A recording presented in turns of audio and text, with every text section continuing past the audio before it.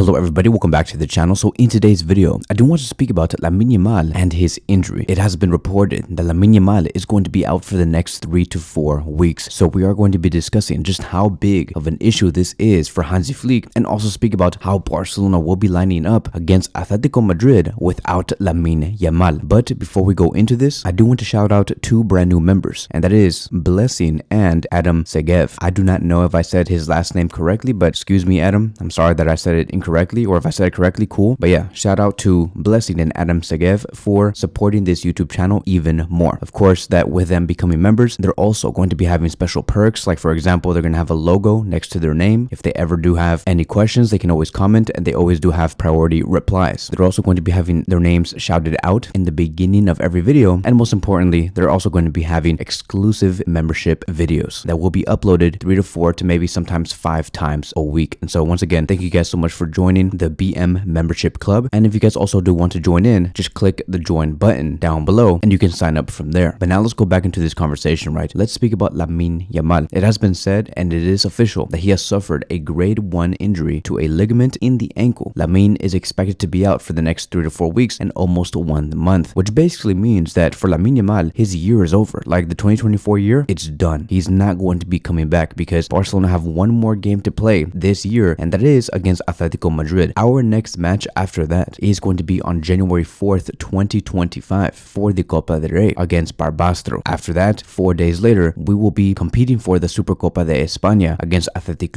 on January 8th and facing Nico Williams. And I'm going to be very honest here. I believe that Lamine Yamal would have never had this grade 1 injury if it wasn't for him being forced to play for the remainder of the match against Leganés. Because I don't know if you guys remembered, but around the 44th minute in the match against Leganés, Lamine Yamal was asking the coaches to take him out because he wanted to switch off, right? His ankle was hurting. He could no longer continue. But for some reason, even after halftime, Lamine Yamal continued to play. And that should have been a moment for Lamine Yamal to be taken off, maybe switch in Rafinha to go into the right wing position and put in Fermin Lopez on the left wing position. Do something just so Lamine Yamal does not have to force himself to play with an injury. And so not only did he continue to play in the second half, but he played until the 75th minute. And so I'm like, did we not learn with how we did treat Pedri and Ansu Fati? When Ansu Fati was injured, we immediately rushed him back, forced him to play, got re-injured again. We also had a game where I believe it was back in 2021 where Ansu Fati was injured, but he continued to play for another 10 to 15 minutes, even with Pedri, right? We all know the whole story about Pedri. Overusing the player, regardless whether he's fatigued, tired, injured. We used him over and over again between 2020, 2021, and 2022. And then he was going through a massive injury spell, getting injured every like 2 to 3 months. And he was out for another like 2 or 3 months. It's crazy. And with Lamine Yamal, I'm like, bro, Hansi Flick has shown time and time again that he does not like to overuse players. Like if you show one sign of getting injured or if you're fatigued or whatever, you're not playing in the next game. That is how Hansi Flick chooses to manage this team. But for some reason against Leganés, it was a completely different approach, and Lamine Yamal was being forced to play with an injury on his ankle. And so now we're going to have to deal with the fact that he's not going to be playing in the match against Atletico Madrid for sure, and for the Copa del Rey match against Barbastro. And there is a possibility that he might miss the match against Athletic Club, maybe, right? It depends, because if he's out for only 3 weeks instead of 4, he will be there for the match against Athletic Club. But if he's out for 4 weeks, he's not going to make it for that game, and that game is going to be so important, very intense. It is going to be a semi-final match, and we cannot afford to not have Lamine Yamal for Atletico Madrid and Athletic Club for 2 different competitions. And we have already seen how this Barcelona team performs without Lamine Yamal. Do you guys remember those 3 games where we did not have the player? It was crazy. Barcelona really did struggle. Like in the game against Sociedad, Barcelona lost 1-0 without Lamine. We tied against Celta Vigo 2-2, and then we went on to defeat Brest 3-0. And in the match against Las Palmas, where Lamine Yamal came in on the 46th minute, we still lost that game 2-1 at our own home. So it's crazy, right? This whole conversation about like us losing or tying games at our own home is going to be for a whole other separate video. I'm going to be explaining why Xavi Hernandez was never the problem, because all of the same habits, the same traits that we saw under Xavi Hernandez with this squad is carrying over to the squad today and this season under Hansi Flick. Literally nothing has changed in terms of the players' attitude and the hunger to continue to win. Am I saying that Xavi Hernandez should have never been fired and that Xavi Hernandez is better than Hansi Flick? No, I'm not saying that. That is not going to be the whole point of this video. What I am going to be speaking on is Hansi Flick has a problem that Xavi Hernandez could not solve last season and the season before that one. And now all I'm asking for is, can Hansi Flick solve this issue, which is for these players to actually care for certain results and to be respectful to their own fans, right? Because you are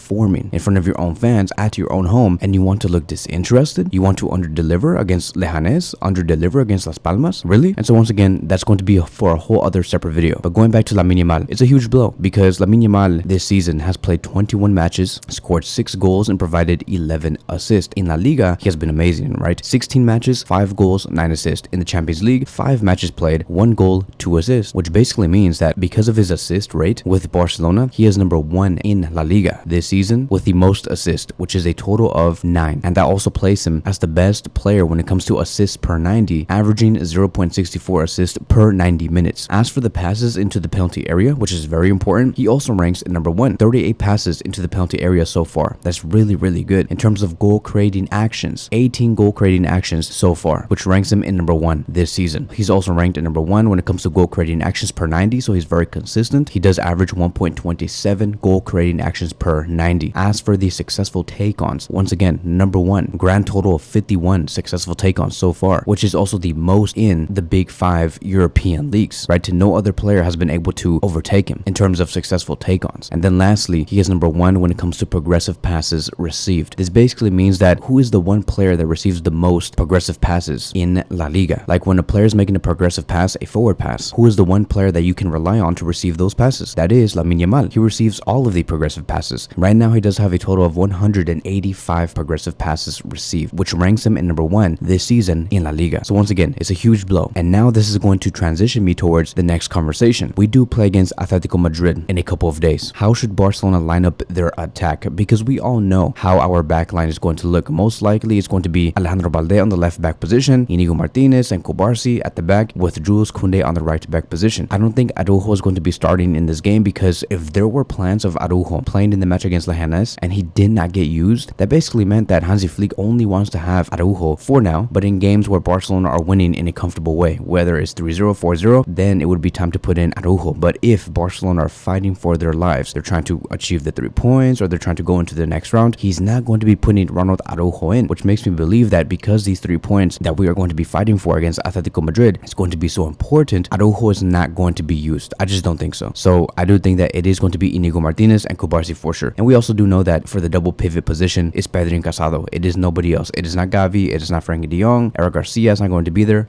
No. Not gonna happen. It is only Pedri and Casado. But as for our attack, which is the most important, we want to be able to be a team that can score goals, right? A team that is daring. And without Lamine Yamal, it's hard to put an attacking forward like that. But here's going to be my best bet. Lewandowski is going to be our number 9 because I just don't think that Hansi Flick has the balls to use Ferran Torres to be the starter in the number 9 position. Even though I do think that right now Ferran Torres does deserve it over Lewandowski after what we have seen from Lewandowski in the past 2 or 3 matches. I just think that he is going to be playing. But behind Lewandowski, to me, it should be Fermin Lopez with Daniel Olmo on the right wing position and Rafinha on the left wing position. Now let me explain why I'm saying this. I don't want Rafinha to go to the right wing position because his best position is on the left wing, right? He can make the most damage there, and I want to see him in that position against Atletico Madrid, right? Because those runs that he makes behind the defensive line, it's amazing. His crosses that he makes with his left foot, I don't want that to go out. No other player right now can do what Rafinha does on the left flank, and especially with his left foot. So I don't want him moving. And so because of that, I do think that Daniel Olmo should go on the right wing position because Daniel Olmo has played on the right wing position before. It's nothing new. He does not have the same take-on abilities of Lamine Yamal, but he definitely has the technical ability to retain the ball and not to lose the ball and make sure that our attacking plays continues to thrive. Fermin Lopez, when you put him behind Lewandowski, it's the best that you could ever ask for because Fermin Lopez has the work rate to get the ball back, right? He knows how to retain the ball. His one touch is almost as good as Daniel Olmo, so he's going to be able to combine with Lewandowski very well. And most importantly, the one thing that Fermin Lopez has out of most of our number 10s or 8s is that he has the bravery to shoot from outside the box. Like, that is the one thing this freaking Barcelona team does not like to do for some reason. Daniel Olmo needs to shoot way more from outside the box when he is the number 10, but he does not do that. Same thing with Lamine Yamal. He needs to do much more. Same thing with Lewandowski. Much more. Pedri, Casado, much more. More. Rafinha, much more. Fermin Lopez has no problem getting told this. Like, Fermin Lopez likes to shoot from outside the box in his sleep, and that is going to be huge against Atletico Atletico Madrid. And I do think that,